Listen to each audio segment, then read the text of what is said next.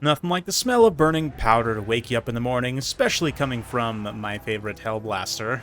My favorite artillery, the Hellblaster. Yeah, this time, Real Survivor's got his work cut out for him as he faces down this very scary-looking gun build. I mean, I say gun build. It's an engineer with 2 Hellblaster volley guns. We've got Balthazar Gelt up in the sky, some Huntsmen, and some Empire Knights, along with Spearmen and a couple Greatswords in the front line. As for the Lizardmen, 2 Solar Engines.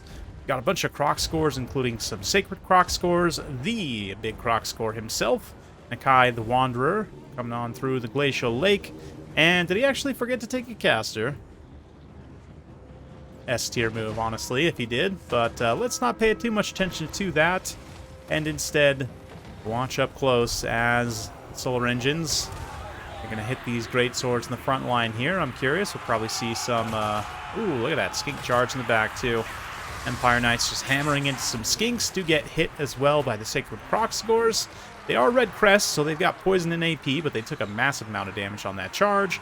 Meanwhile, Nakai also jumping in on the front line. Lots of stuff happening. We'll see a little bit of cinematics as these 2 armies clash. But yeah, Knights of the Blazing Sun punching through the center, finding a place where there's just weakened Skinks. Croc scores there also getting absolutely blasted, focused by the Hellblasters. Plague of Rust from Balthazar plus the Huntsman is a nasty combination as well. Thankfully for those Croc scores, a lot of the Huntsmen weren't able to capitalize on the uptime of that Plague of Rust. But nonetheless, the Lizards getting pushed pretty hard here as many of their units start to lose leadership on the attack. They do get a couple favorable engagements. Sacred Croc scores here, able to smash through 1 unit of Empire Knights and get on into the second line. Overrun into those Huntsmen here. The Huntsmen somehow ended up in the melee engagement, which is absolutely not ideal. So the Red Crests and the Croc scores can bop them up. It's definitely a blunt good time here with the maces, 2-handed maces. I love the little mauls, honestly, of the Red Crests. Probably one of the most underrated weapons visually in the game. And then, of course, you got the giant fist weapons of the Sacred Croc scores. But taking a look here, yeah, the speed of Skinks is one benefit. They can rush down units, and even like this, low leadership likely to rout off, still disrupting the Hellblaster volley gun, not allowing it to shoot too much. The other one, though, is still being allowed to shoot. Engineer as well. Plenty of ammunition left, so watch as the Sacred Croc scores try and beat through whatever they can. The Hellblaster's about to get rushed down here, but has managed to just about pay for itself in the meantime. This one also, yeah, 100 kills, like 600 value, not bad at all. Solar Engines continuing to drop whatever shots they can at range. That blinded contact effect definitely helping to win some engagements, maybe locally. But, yeah, Nakai's taking quite a bit of damage. The Engineer has been focusing his prancing mechanical horse and his rifle there. Yeah, you can see, despite the odd angle he's firing at. In fact, shooting Nakai here with that. Little Searing Doom, and more importantly, a final transmutation kicking off on Nakai. And he does unfortunately run just slightly into the AoE to kill a couple of his Crocs and Gore buddies there. But right now, the Empire force has also suffered some very significant losses. Again, the speed of Skinks now, once those frontline units are down, they can come in the back line here and, you know, start to chase down these Huntsmen. The Empire Knights regrouping, going to try and screen a little bit here. Nice impact on those Skinks. Be able to spring this Huntsman at least loose. We see another Plague of Rust going off there, this time on Nakai. Trying to finish off the enemy Lord here. Yeah, the Huntsmen are able to get a few arrows in. Actually do manage to stagger Nakai a little bit there. Yeah, we'll keep his health bar up so we can see the progress of the Huntsmen as they fight with that Plague of Rust there, but Empire definitely begging for some AoE damage right now. A Flock of Doom would be absolutely nasty and just finishing off all these tattered, like, Red Crests and stuff. Yeah, a little Searing Doom there. Will do some to help. Also gets okay damage on the Sacred Croc scores for an AoE damage spell. But both the Solar Engines being completely healthy is also a huge issue right now.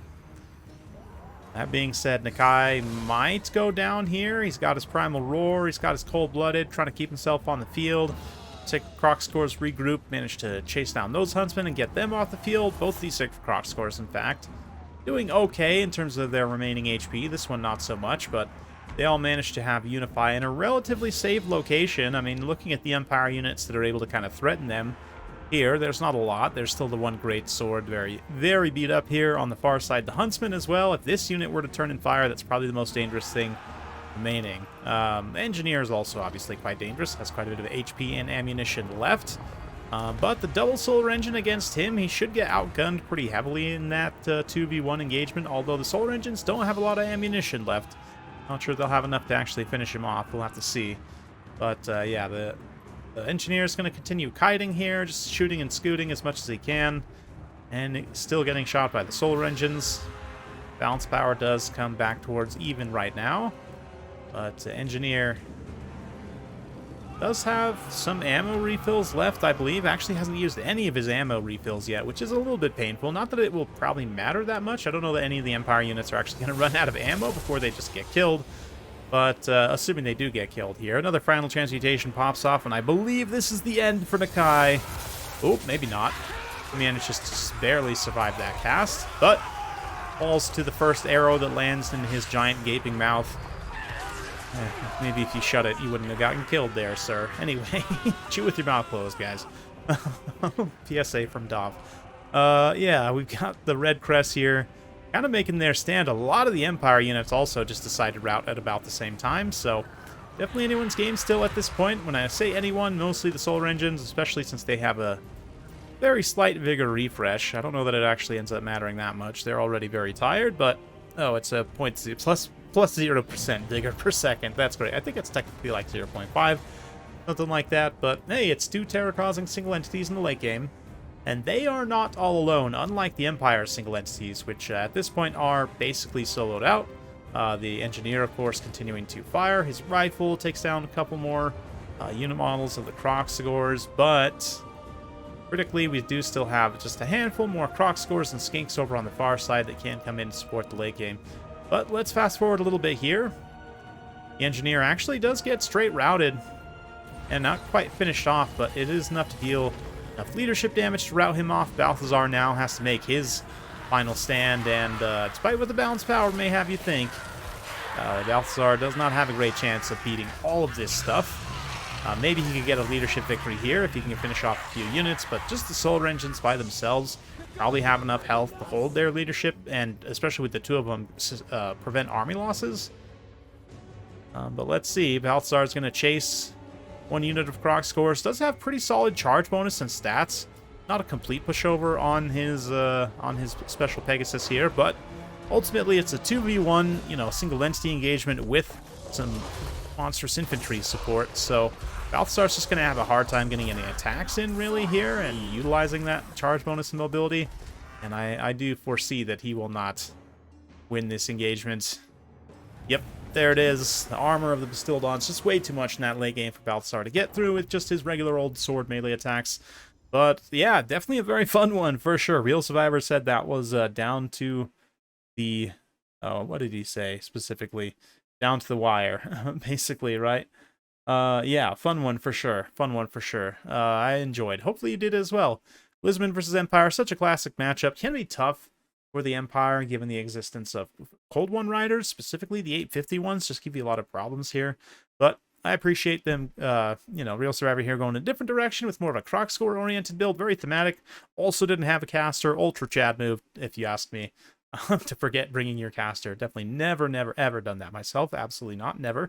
Don't do it all the time, actually.